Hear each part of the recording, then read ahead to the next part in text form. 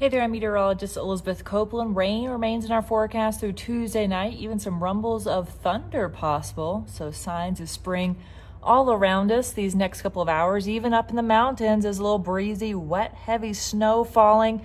We do obviously have some avalanche concerns because of the wind and wet, heavy snow. Northwest Montana under an avalanche warning through Wednesday morning. So we do have some unstable snowpack. Make sure you check with your local avalanche center before heading out. That's the last thing you want to do is head out on this unstable snowpack, even as that fresh snow falls. Wait until it's a little more stable out there to hit the backcountry. Now, tomorrow morning, snow continues falling in mountains. Valleys, we start drying up pretty quickly, though. There'll be some spotty showers here and there. Again, most of those even happening in the mountains. Some sunshine even possible for the far northwest corner for Wednesday afternoon. Wednesday evening, we continue drying out. That snow moves out. We have some dry air moving in Thursday. Our best chances to soak up some sunshine. But again, wet, heavy snow, wind these next few days, creating that unstable snowpack, especially across northwest Montana.